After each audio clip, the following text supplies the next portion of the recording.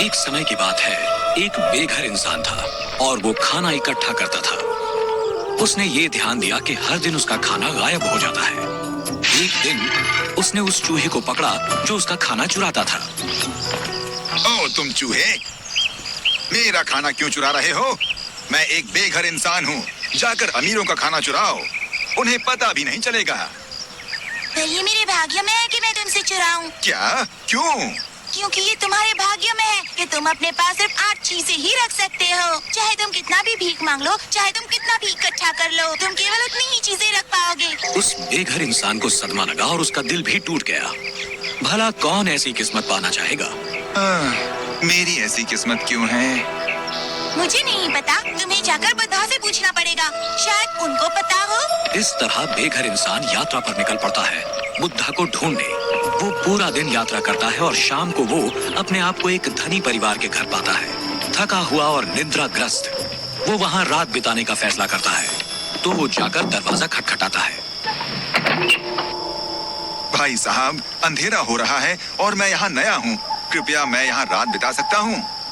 ठीक है, अंदर आ जाओ। जैसे ही भिखारी अंदर आता है, वो आदमी उससे पूछता है, अरे भाई, क्यों और कहाँ के लिए इतनी रात को यात्रा कर रहे हो? ओह, मेरे पास बुद्धा के लिए एक सवाल है और मैं उनसे मिलने जा रहा हूँ।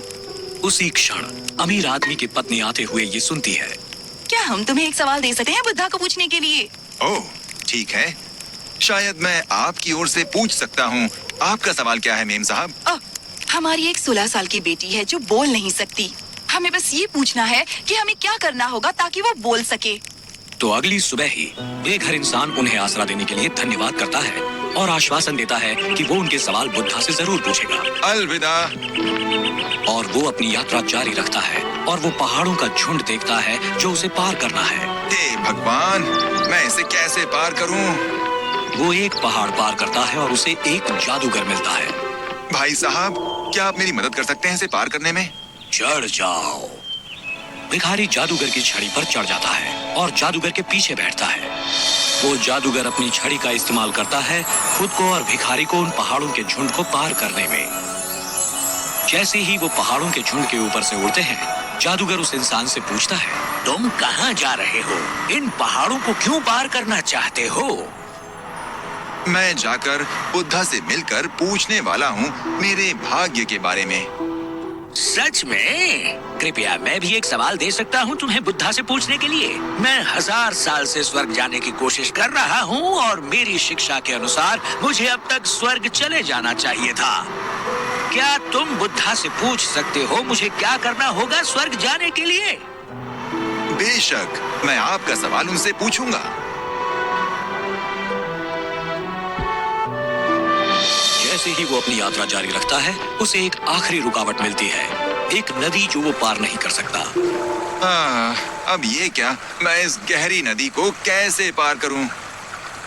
सौभाग्य से उसे एक बड़ा कछुआ मिलता है जो उसे नदी पार कराने का फैसला करता है। जैसे वो नदी पार कर रहे होते हैं, कछुआ उससे पूछता है, तुम कहाँ जा रहे हो? मैं बुद्धा से मिलने जा रहा हूँ और मैं उनसे एक सवाल पूछूंगा अपने भाग्य के बारे में। क्या तुम मेरे लिए उनसे एक सवाल पूछोगे? बेशक, क्या सवाल है?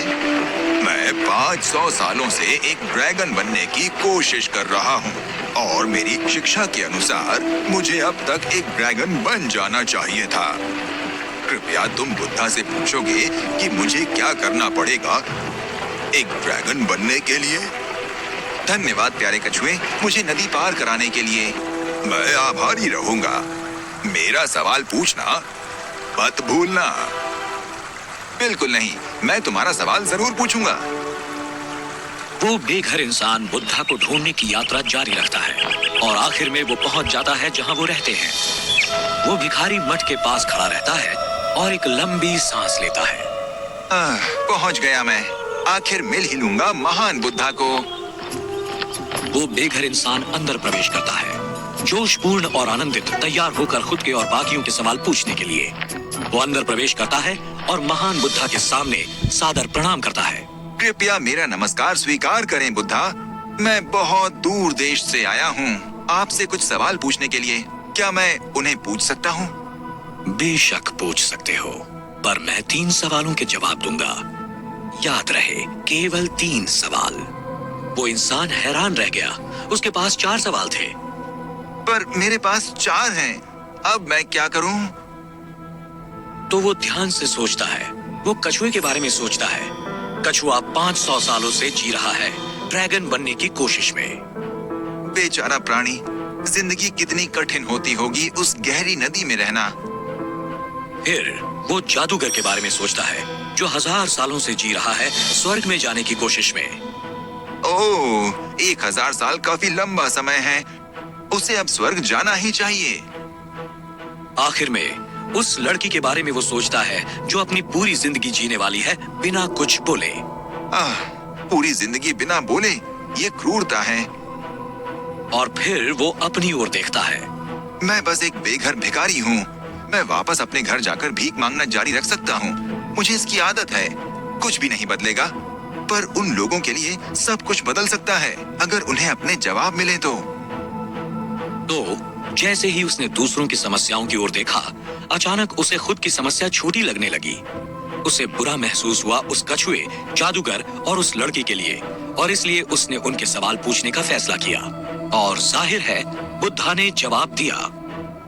कछुआ अपना ढांचा छोड़ने के लिए तैयार नहीं है। जब तक वो अपने ढांचे के आराम से बाहर नहीं आएगा, वो कभी ड्रैगन नहीं बन सकता। ओह, किसने ये सोचा होगा? वो जादूगर हमेशा अपनी छड़ी साथ रखता है, कभी उसे नीचे नहीं रखता, और ये एक आसरे की तरह है जो उसे स्वर्ग जाने से रोक रहा है। ओह, मैं उन्हें जरूर ये बताऊंगा। और उस लड़की का क्या? रही बात उस लड़की की, वो जरूर बोल पाएगी जब वो अपने हमसफर से मिलेगी। धन्यवाद ओ महान बुद्धा। बुद्धा उसकी तरफ देखकर मुस्कुराए। वो बेघर इंसान ने बुद्धा को प्रणाम किया और अपने घर की ओर वापस निकल पड़ा। उसे वो कछुआ फिर से मिला। क्या तुमने पूछा? हाँ बेशक, तुम्हें बस अपना ढांचा निकालना है और तुम एक ड्रैगन बन जाओगे।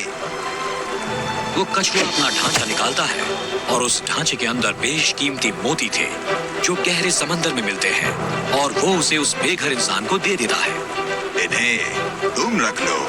मेरी तरफ से धन्यवाद है। मुझे अब इनकी जरूरत नहीं है, क्योंकि अब मैं एक ड्रैगन हूँ। धन्यवाद भले इंसान। और वो उड़ जाता है। अब वो बेघर इंसान उस जादूगर से मिलता है एक पहाड़ की चोटी पर। आपको बस अपनी छड़ी नीचे रखनी होगी और आप स्वर्ग जा पाओगे। सच में? यही बुद्धा ने कहा था। इस तरह जादूगर अपनी छड़ी छोड़ देता है और उस इंसान को अपनी छड़ी देकर उसे धन्यवाद कहकर वो स्वर्ग की ओर प्रस्थान करता है। अलविदा इंसान, अच्छे से रहना। उस इंसान के पास अब कछुए का दिया हुआ धन है और जादूगर की शक्ति भी। वो वापस उस परिवार के पास जाता है जिसने उसे आसरा दिया था। वो उसे देखकर खुश हुए और जवाब की उम्मीद करने लगे। महान बुद्धा ने कहा कि आपकी बेटी तब बोल पाएगी जब वो अपने हमसफर से मिलेगी। और उसी क्षण बेटी नीचे आई और वो बोली, क्या ये वही आदमी है जो पिछले हफ्ते भी यहाँ आया था? वो लड़की और उसके माता पिता हैरान थे। वो उस बेघर इंसान की ओर देखते हैं। वही उस लड़की का हमसफर था। माता पिता ने उनकी शादी तय कर दी और वो हमेशा खुशी से रहने लगे। तो याद रखना दोस्तों, इस संसार में तुम जो भी अच्छा करते हो, वो वापस तुम्हारे पास ही आता है।